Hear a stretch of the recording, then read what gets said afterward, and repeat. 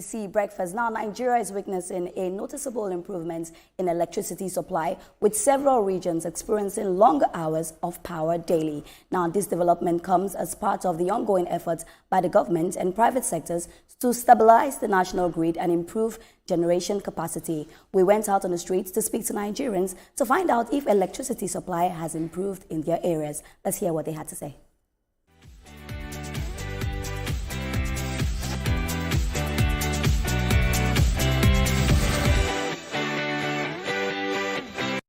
We really enjoy the lights now rather than before. Let's say before we're having like let's say 4 hours, but now 24 hours. For now, I can say that it's really improved, because in my own area, like Jodibeg, where I stay, like 12 hours. We have light now like 12 hours every day, so which is very nice.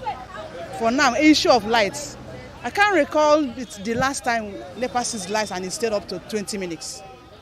In my own area, I don't know about other places. Like in Ikorodu, it has not yet improved, because for the past like a month now, it's been at least maybe two hours. That's all they can give. Sometimes they didn't even bring it at all. But somewhere like in Pangrove, in my office, it has really improved. Constant electricity, because they are band A, I presume. It has improved in my area because I live in Ikorodu, Greek precisely. It has improved.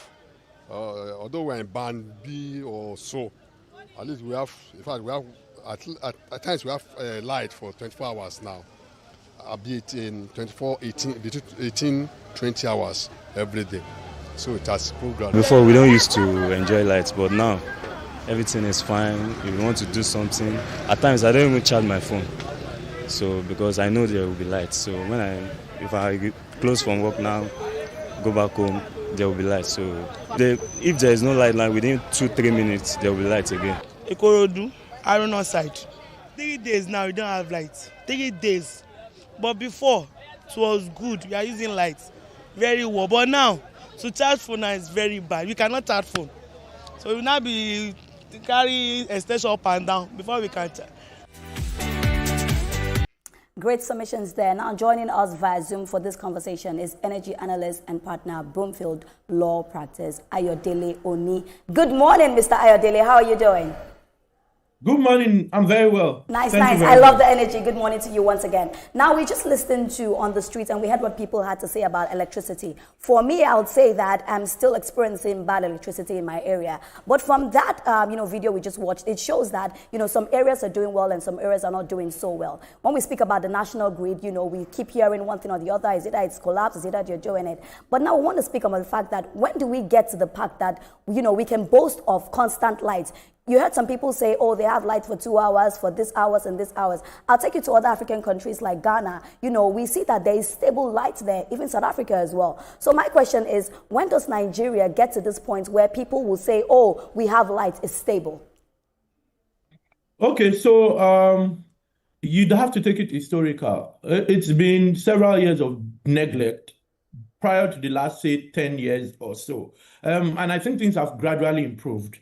Maybe in a few years, it wouldn't happen, it wouldn't be magic, so that everyone will suddenly have light, right? So the grid for a long time did sub less than 5,000, because generation capacity, based on the national grid, generation capacity is well over 13,000. It's just that the grid for a long time could only do less than 5,000, right? Recently, we understand it reached a peak of around 5,634 megawatts in May. And even more recently, we understand it can do 8,900 megawatts based on some projects that were done. So with time, a combination of off-grid activities such as the DARAS for renewable distributed energy generation, particularly solar, looking to power over 17 million people, and people doing mini grids, and a number of major power users going off grid.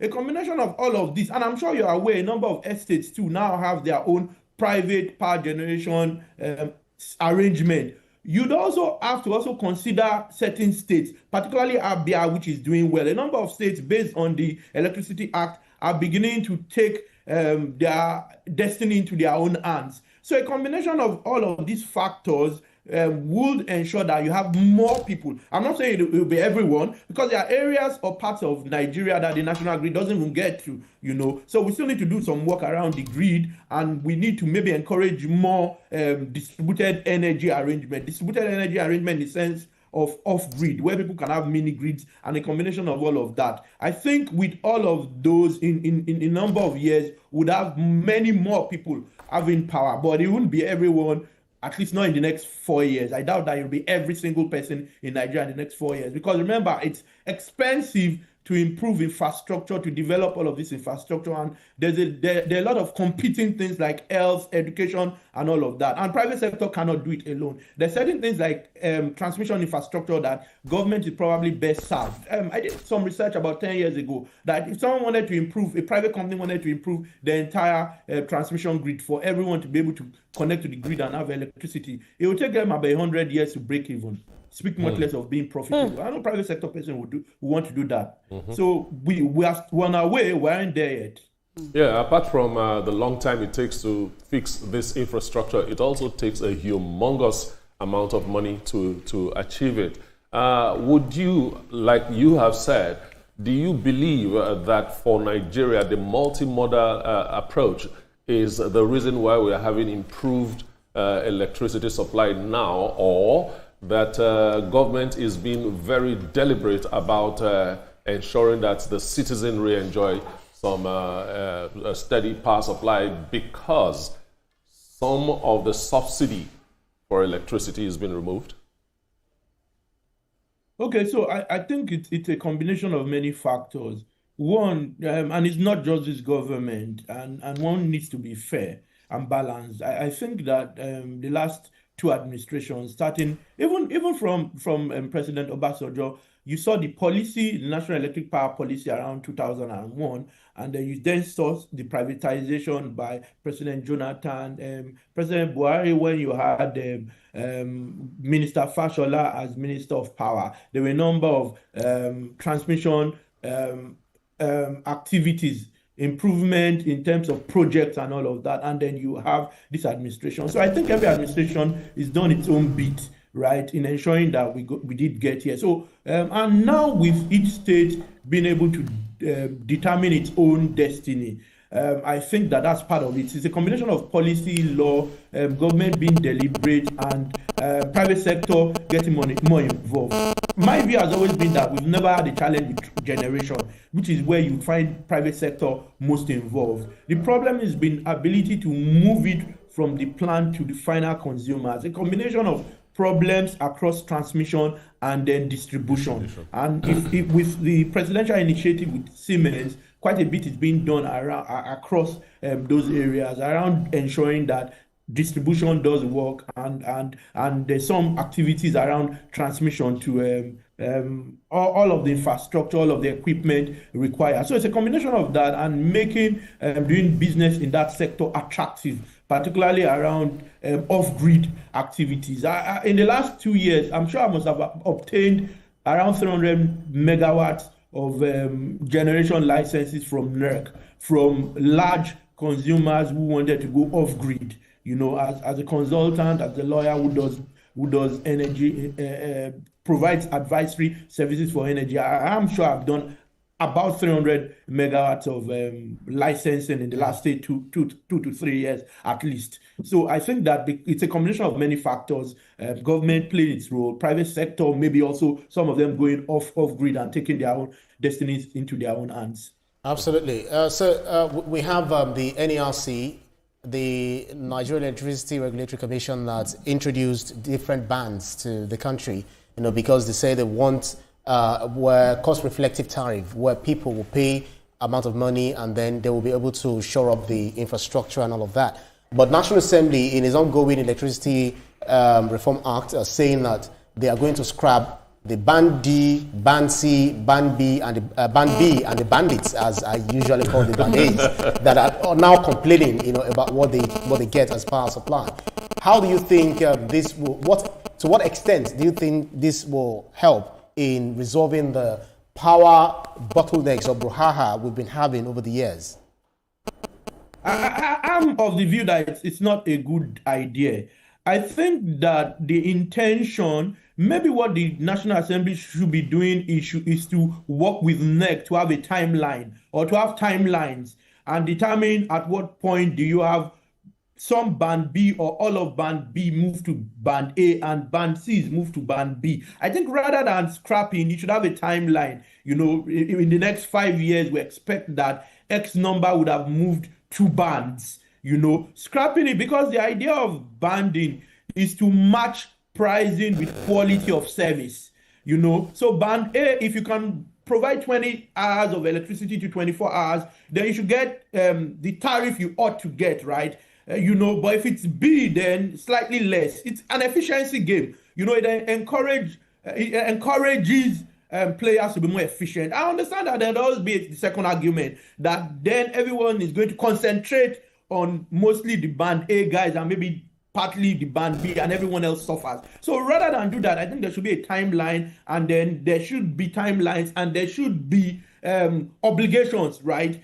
Ensure that there's an obligation within a period of time for everyone to move, and then there should be penalties for not meeting that threshold. Of course, provided that the government too also does what it ought to do, particularly around transmission, you know, so that there's sufficient power available for the distribution networks. That's my view. I don't think you should just scrap it. I think there should be timelines for people to move across bands. So I don't think it's a good idea.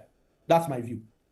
Absolutely. Thank you so much. I have to say, all this talk of band A, band B, band C, it's a very classist way of rationing out electricity, almost very dystopian. But I want to ask this. You know, we are seeing the world racing valiantly towards renewable energy, while Nigeria is still so heavily reliant on oil and gas. What are the consequences for this, our slow shift towards renewable energy for us in the global power market? How will this affect us? Does this leave us at risk or at a disadvantage? And how can we curb this? I think the energy transition debate is self-serving. It's a bit selfish by the West.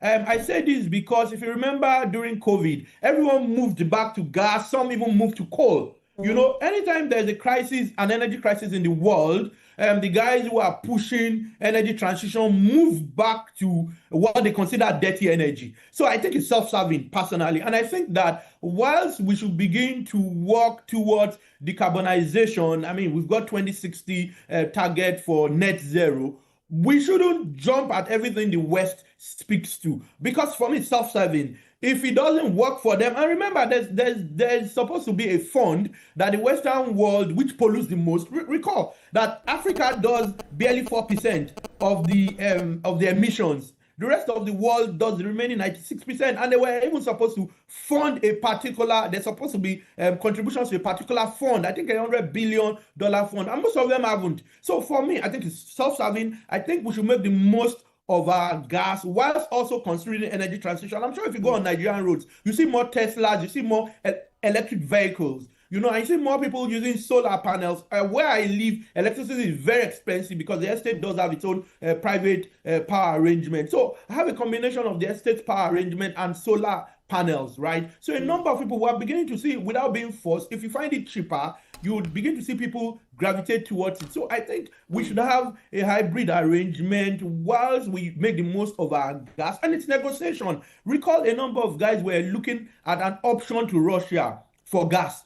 You know, a lot of Europe has been looking for options, and they've been having conversations with Nigeria to provide that option. So we should negotiate. We should have an African strategy where much of Africa are clients, right? And do less of the bidding of the West. Because I think the energy transition debate, more often than not, is self-serving. If it works for them, gas is dirty energy. If it doesn't work, gas is clean energy, you know. So, and I'm sure you're also aware, a number of the IOCs are reversing their energy transition strategies and plans. You know, and a number of banks, like I think it's the Bank of America, a number of banks have even have withdrawn from some energy transition groups.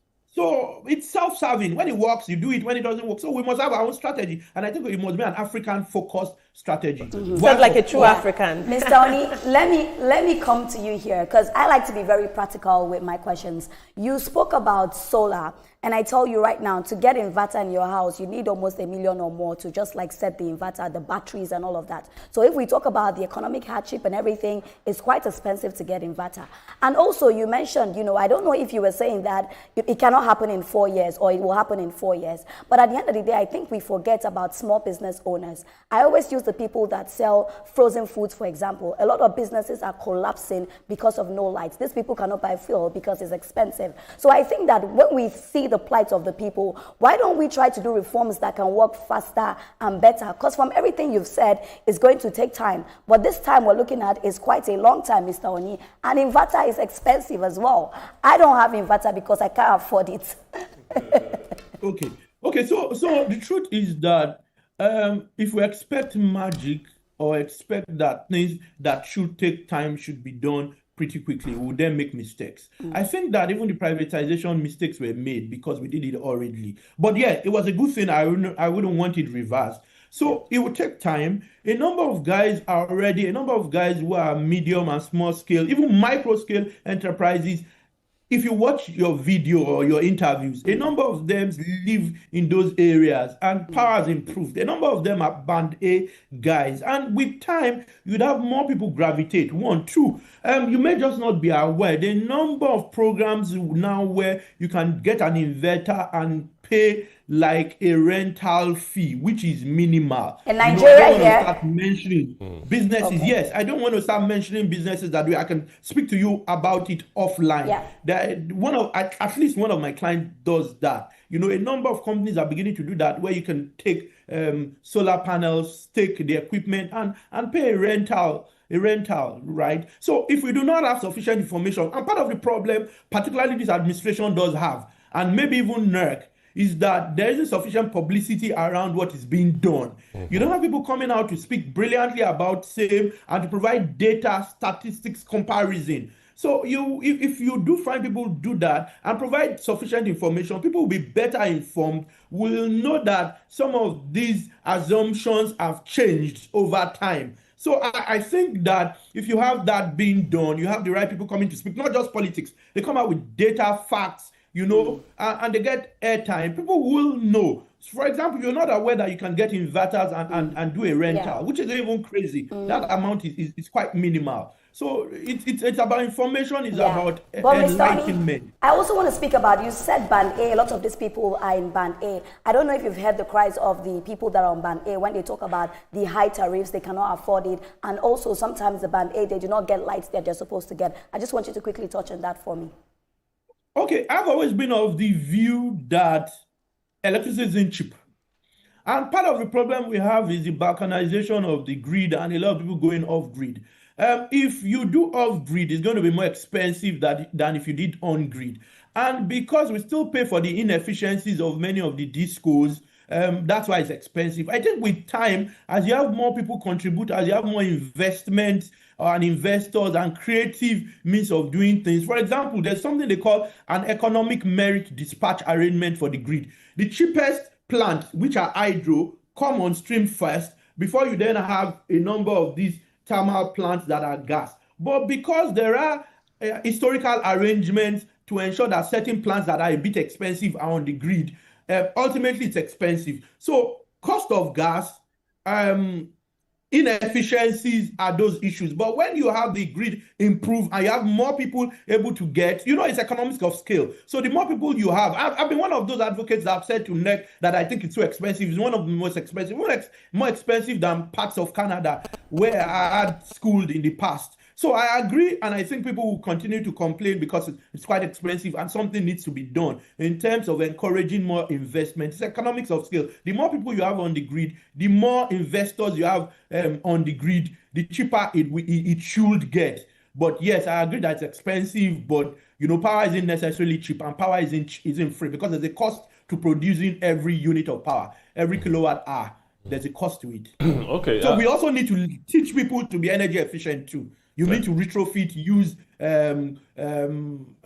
cheaper and energy-saving facilities, right? That helps drop your energy cost. Like I said, my energy cost dropped by about half when I introduced solar too at home.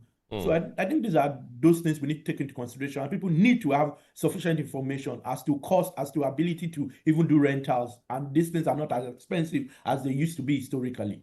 I can assure you that a lot of Nigerians have learned how not to waste electricity because of the current tariffs they are paying.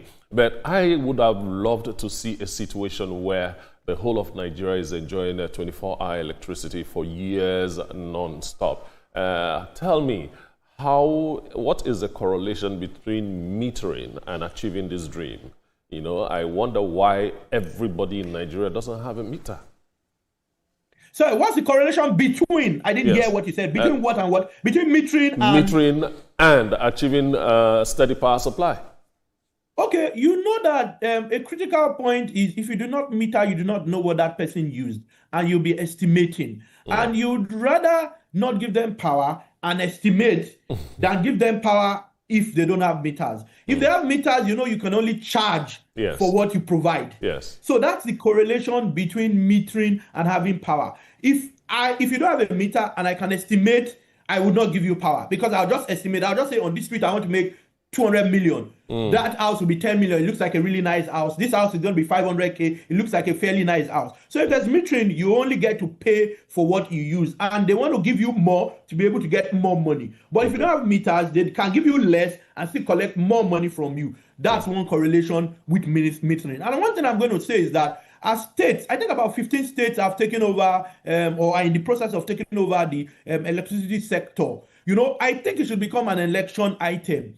Where people say, you know what, the governor in 8 years did not provide sufficient electricity, or in 4 years, we're not going to support his party, or we're not going to support him for a re-election. If Nigerians also in different states begin to see electricity as an electoral item, I think that also make governors think outside the box to make their states investor friendly and ensure that the power sector does improve. I think it's, and you see what they are doing in Abia State. Everyone speaks very nicely about the Abia State governor and the fact that the power sector is doing really well there. Working with the former president, former Minister of Power, Geometric, Professor Naji Batnaji. So I think that we should make it an electoral item. And I think the press does have a role to play in this too. All right. Thank you so much, Mr. Oni. Great insights. It was amazing talking to you this morning. I love how passionate you are. And just off air, we get to talk about that inverter as well. Do not forget. Thank you so much for joining us today. Thank you. Do have a great day. All right. Thank you for having me. Exactly. So in a bold move to strengthen